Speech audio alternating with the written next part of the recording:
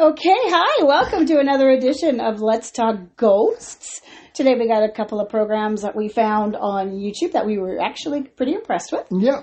The first one is called Incarnate, and it's a short paranormal documentary with Tony Spera.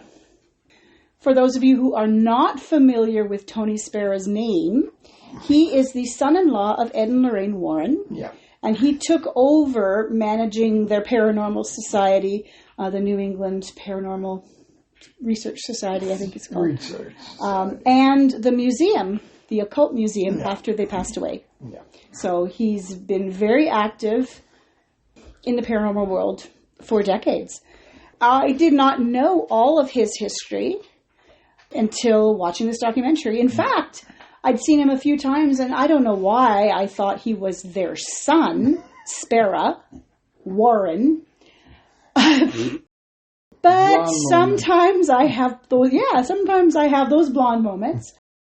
So the very beginning of this, it was actually very professionally put together. The only thing that I didn't like were some of the editing transitions, when he would be speaking and then they would cut to finish something else, and it was very pronounced. You could really see it. It didn't take away from my enjoyment of the video, but it was obvious. Yeah. So that was the only thing. Otherwise, it was pretty professionally done. Yeah. It started out very dry. Well, it was all the history of how he met the Warrens. Yeah.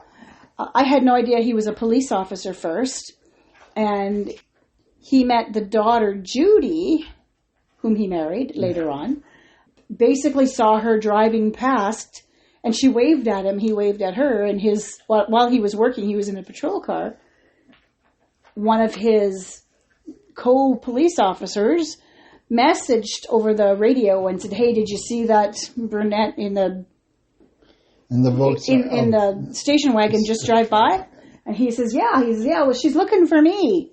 And so that was waved.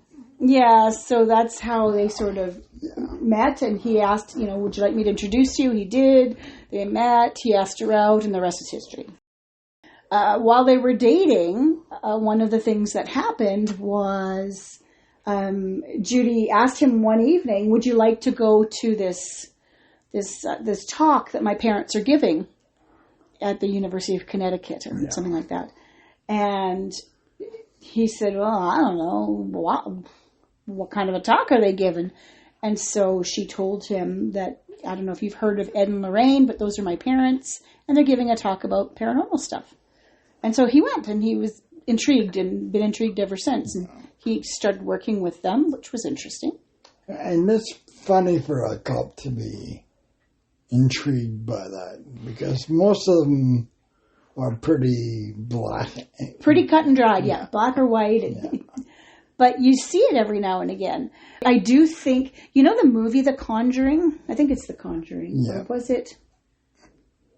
Yeah, it was The Conjuring. Annabelle. They had a character in their team that was volunteering. He was a cop. Do you remember that? And he's the one who saw something in the window or whatever, freaked him out, and he left, and screaming. I think that was paired after Tony. Yeah. Well, it could have been. Well, it just kind of made sense, They're trying to make this movie, and, here's some realism, throw in some realism. So I kind of think that's kind of maybe where they got that idea from. Now, in the movie, he's just one of their volunteers. He's not a family member. He's not anything like that. So there was also remember in the Enfield haunting, and even in the movie, they showed the male and female bobbies that responded to the complaints, and they were the ones who saw the refrigerator moving and stuff and were freaked out. So, I mean, it does happen.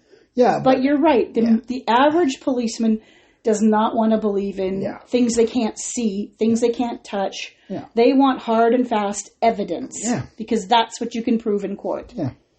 Yeah. So it was interesting. He talked about some of their initial cases and some of the more famous cases. Talked about that one. There's one in Whitby, England, that was his first time going out with him. He'd spent some time learning stuff and learning camera work and stuff. But that was the first time he'd went out. Yeah. And he got attacked, I guess, by some dark mass out in this field. Yeah. And he said it was scary, obviously. He was basically face down, couldn't move. Yeah. Like some kind of, not sleep paralysis because he wasn't sleeping. But Ed had to come to his rescue and rescue him with the holy water and stuff. So that was the first time he'd been out. And then after that, he talked about going to the Conjuring house. And thankfully, he didn't buy into all the crap from the Conjuring house. He did repeat the stuff that Carolyn told him. Not told him, but Carolyn told the parents about what had happened. Yeah, but he still bought into it because, the Conjuring house, it's got something in there, but it's not as active and demonic as they say. And, and even Lorraine, when went up the top of the stairs and there's something demonic. Yeah. Everybody, I love Ed Warren and, but he was a demonologist, like you said, and everything has got to be evil. Everything is demonic, and that's not true. And it's not true. Yeah. One thing that he did say, and I was really, really happy with, was they were all sitting around the table with Roger and Carolyn, and I guess they were really starting to get to the meat of what was going on, and Carolyn started having some behaviors. And Roger got upset and threw them out. Yeah. And that is true. That's been known. Even he's admitted to throwing them out because he didn't believe what was going on. He thought that they were making it worse. Yeah. And that could be, because sometimes it gets worse before it gets better. Yeah. So he said this case was actually, despite what you saw in the movie, it was actually unresolved. It was never, ever resolved because they were thrown out, so they never had a chance. Nobody has ever figured that one out, despite what Hollywood says. Hollywood is for entertainment. And so I was really glad to hear that. Yeah. And the next thing he talked about was the movie. It basically was the movie, The Devil Made Me Do It, about the guy who was accused of murder because he did kill, I guess, his friend. Yeah. And they tried to say in court that the devil did it and he was possessed. That wasn't one of my favorite of the Conjuring movies. I didn't like that one as much. I found it really hard to swallow. Yeah. But he talked about that one, which was interesting. Yeah. And then he talked about the Enfield haunting? Yes, I think he did. Yeah, he talked about a little bit. And Annabelle. He talked about Annabelle, and he was talking about the stuff in the museum. And so that one was interesting. There was a something about some sort of satanic worship idol thing that was pretty cool. I hadn't heard that story before. I don't think I have. Well, it was kind of it was in a movie. I don't remember that one. Yeah. With the guy from the Firm or something, the Fringe, the father. I don't remember that one. Yeah, I don't remember that one. He was a priest, and his daughter was haunting them through the items. Yeah, interesting. No, I don't remember that one. Yeah, but yeah, it was interesting, and he has this big idol thingy in his museum now. That's interesting. But I don't. The story he told me, or told us. He was telling, in the documentary. And I don't believe. Some of it seemed pretty far-fetched. Yeah. Some of it did seem pretty far-fetched. It was interesting. I liked hearing some of the history that I didn't know. Yeah. Like how it all, like the early days. Yeah. But he's still being very true to Ed and Lorraine's mandate, which is nice. He wants to keep their society going. They still reach out and help people. Mostly people are reaching out to them now, though, I think, because the society is probably more well known now because of Ed and Lorraine. Yeah. And I liked how he said the various things that they do to help.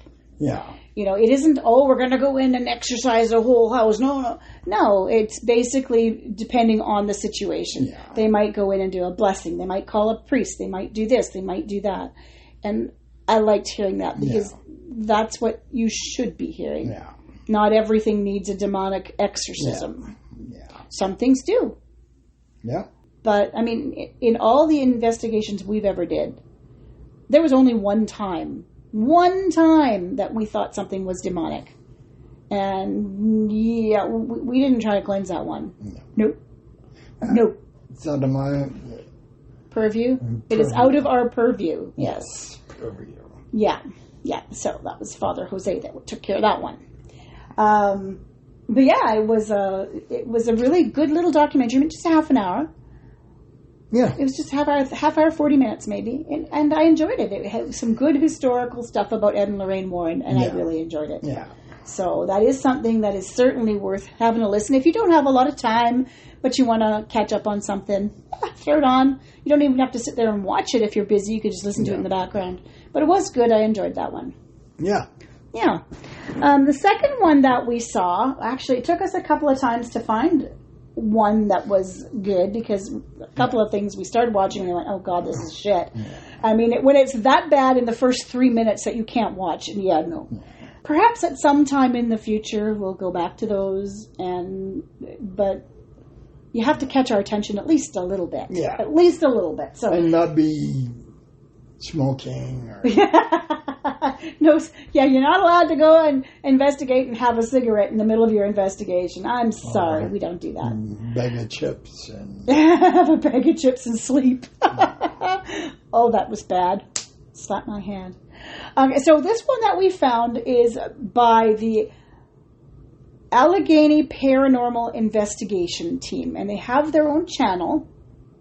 And this particular one was called... I really wish they would have an actual title, but these, like I said before, it's all for search engine optimization. Over 60 years of paranormal activity, and it's getting worse. So this is a house. But in retrospect, it was worse for the woman. It was worse. I'm talking about the title. I don't like the title. Well, that's probably, it's in the title. It is in the title. And it was worse for the old lady. Yes, it was. You're missing my point.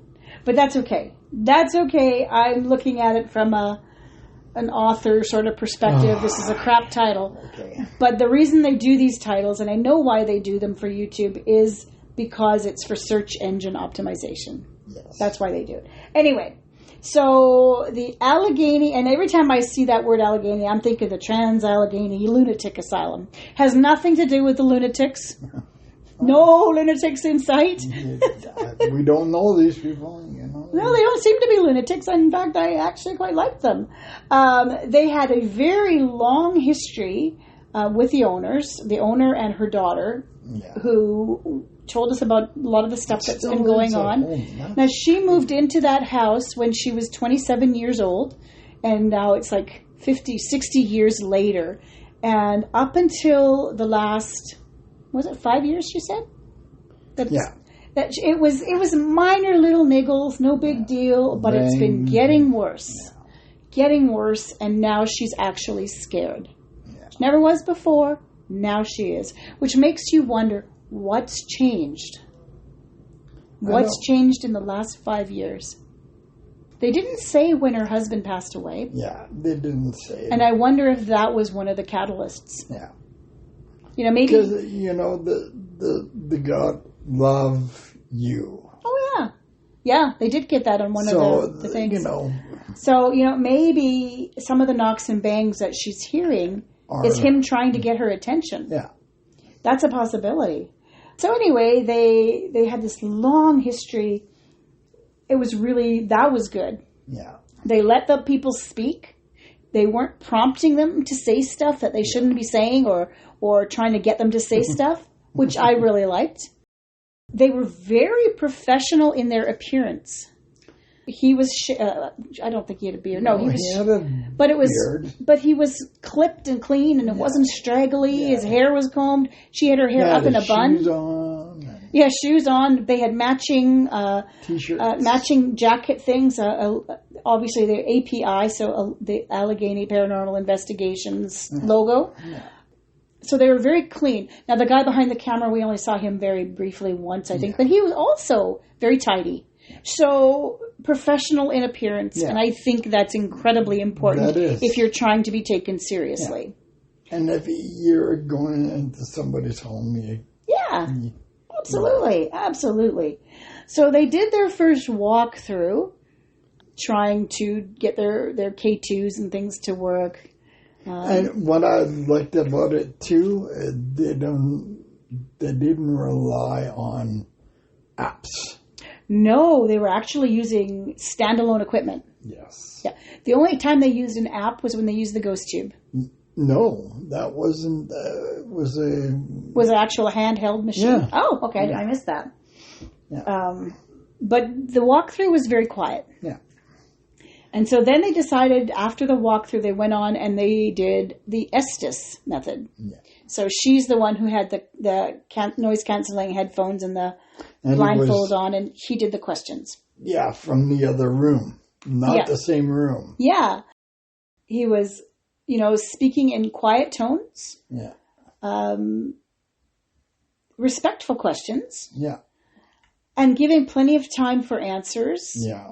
And she was spitting out some of the responses. Some of them made sense. Some of them didn't. But that's not unusual. No.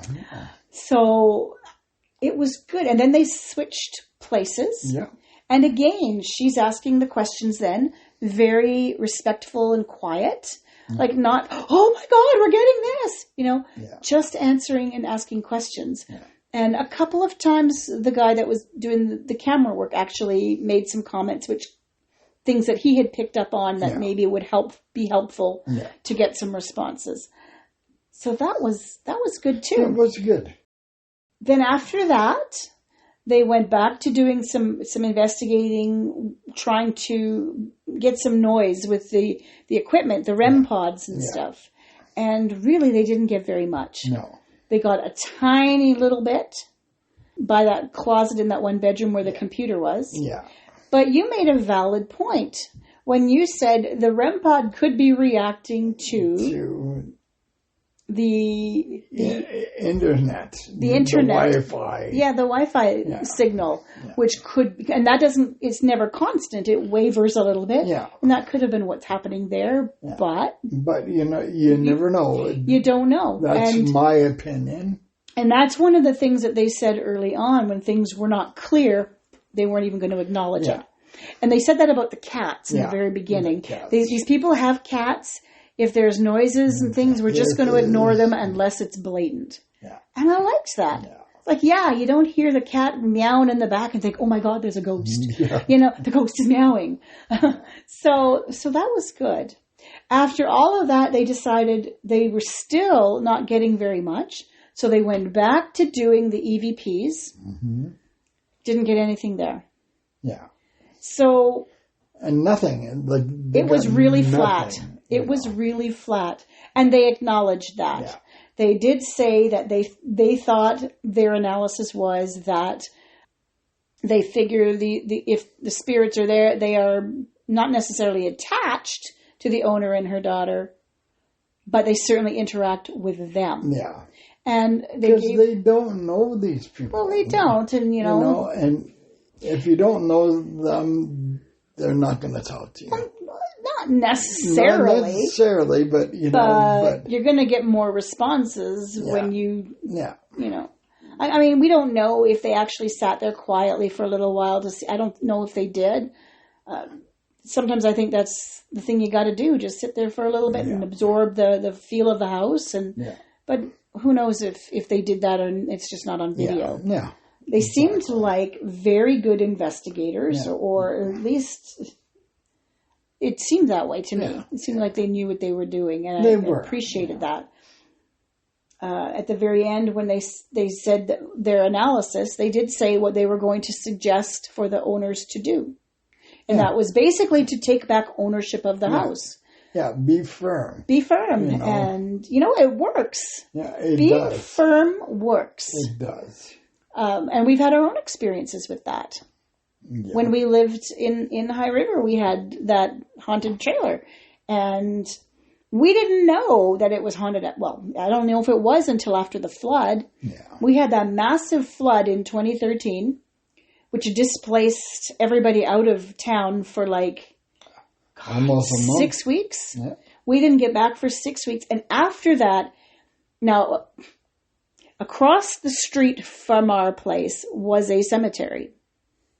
And it was mostly very quiet. Yeah. We loved our neighbors. They never bothered us until after the flood. And then we started getting activity. And I think it was because some of the cemetery, it was all flooded. I mean, the whole town was flooded. Yeah. Maybe some of the headstones got a little displaced. I'm not even sure. I didn't even go over and check after that. I didn't want to. But we started getting noises and sounds, and we had family come. Maybe our family came to protect us from the other spirits. We don't know. Yeah. Then it happened. And I remember that one day, we both thought that each other was in the house when we were in the bathroom, and neither of us were there. It's like... Can see a shadow, Yeah.